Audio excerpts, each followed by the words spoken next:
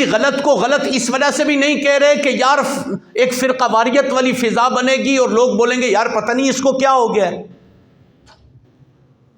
حالانکہ غلط کو غلط کہنا ہی تو ایمان ہے. غلط کو غلط نہ کہیں گے تو بعض صورتوں کے اندر تو ایمان ہی نہیں رہے گا.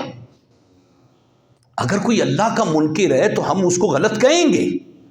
اللہ کے محبوب صلی اللہ علیہ وسلم کے ان کے علم کا، ان کی ذات کا، ان کے اختیارات کا، ان کے تصرفات کا جو بندہ منکر ہے تو وہ منافق تھا، ہے، رہے گا. اسی طرح صحابہ کرام علیہم رضوان پر تبرہ بازی کرنے والے، ان پر جو سب و شتم کرنے والے، ان کی خلافت پر، ان کی صحابیت پر انگلیاں اٹھانے والے منافق تھے، ہیں، رہیں گے. یہ مومن نہیں ہو سکتے. اللہ کی توہین، اللہ کے محبوب کی توہین، اللہ کے محبوب کے اصحاب کی توہین، اللہ کے محبوب کی آل کی توہین کرنے والے مسلمان نہیں ہیں. یہ کلیئر عقیدہ ہے. اس عقیدے میں کوئی جھول نہیں ہے، وہ کمی نہیں ہے. لیکن پھر حکمت آتی ہے، ہماری سو کالڈ حکمت.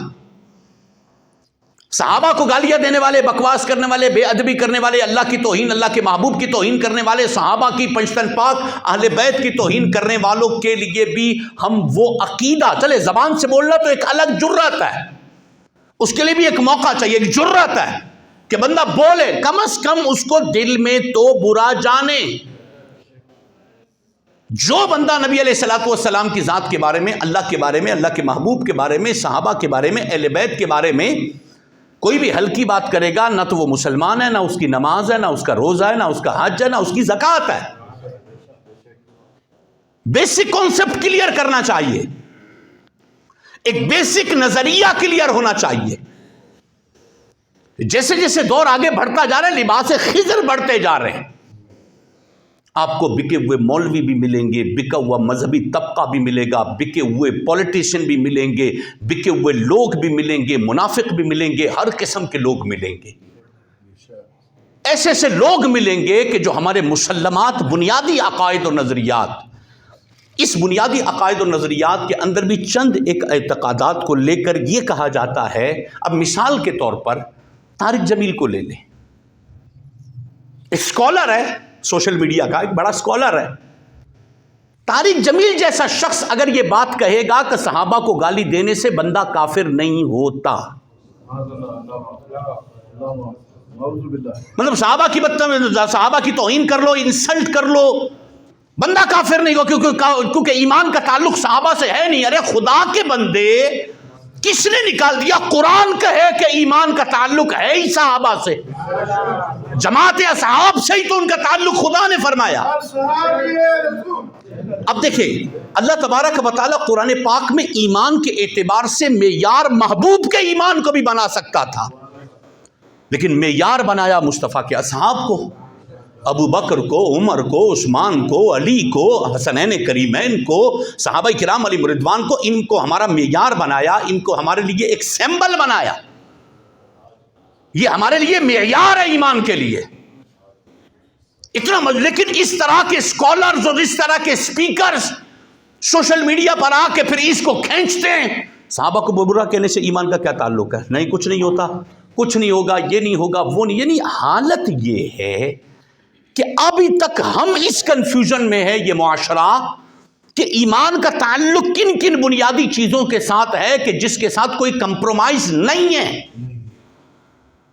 ہم ابھی تک اس میں ڈاؤٹ فل ہیں، پریشان ہیں، ٹینشن میں ہیں. اگر یہ باتیں ہم میں پہلے سے کلیئر ہوتی کہ ایمان کا تعلق ہے رحمان سے، ایمان کا تعلق ہے رحمان کے انبیاء سے، ایمان کا تعلق ہے آسمانی کتابوں سے، ایمان کا تعلق ہے محبوب کے اصحاب سے اور محبوب کی آل سے، ان سے ایمان کا تعلق ہے. ان کو ایکسپٹ کریں گے تو ایمان ہوگا، ان کی توہین کریں گے تو ایمان ختم ہو جائے گا. اب یہ بنیادی گفتگو ہے، اس کو ہمیشہ ذہن میں رکھیے گا. کوئی حاجی ہو جائے، کوئی نمازی ہو جائے، کوئی غازی ہو جائے، کوئی مسجد ہو، کوئی مدرسہ ہو، کوئی قاری ہو، کوئی علامہ ہو، کوئی شیخ الحدیث ہو، کوئی مفتی ہو، کوئی بہت بڑا مقرر ہو، بہت بڑا پیر ہو، پیمانہ یاد رکھیے گا. پیمانہ اللہ، رسول، کتابیں، قرآن، مصطفیٰ، مصطفیٰ کی آل، مصطفیٰ کے اصحاب ہیں۔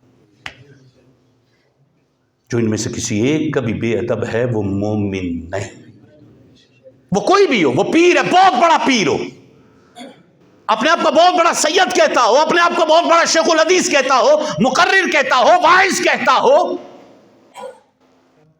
یہ جو بھی آپ کو ایک نعرہ ملتا ہے نا کہ ہر صحابی نبی جنتی جنتی، یہ اس نعرے کی ضرورت کیا پیش آئی تھی؟ اس کی بنیادی طور پر ضرورت پیش آئی ہی اس وجہ سے ہے کہ کچھ اس قسم کے کتے، بھیڑیے، سور ہماری صفوں میں موجود ہیں کہ جو صحابہ کے ایمان پر شک کرے اور صحابہ کے جنتی ہونے پر جنہیں شک ہو، اور وہ الگ الگ اینگل سے، حضرت امیر معاویہ کے اینگل سے، دیگر صحابہ کرام کے اینگل سے، وہ ہمارے ہی ماحول میں، ہمارے ہی معاشرے کے اندر ایک سلو پوائزن، وہ کام جو رافضی نے کرنا تھا، وہ کام جو کسی تشیع نے کرنا تھا، وہ کام ہمارے ہی لبرل لوگ کر کے صحابہ کے ایمان کو ڈاؤٹ فل بنا رہے۔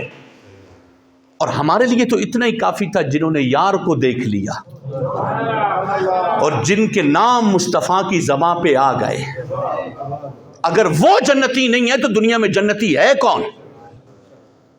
جن کو محبوب نے قبول کر لیا ہو۔ یہ بنیادی طور پر ایک بنیادی فیکٹ تھا، ایمان کے معاملے میں کوئی کمپرومائز نہیں ہے۔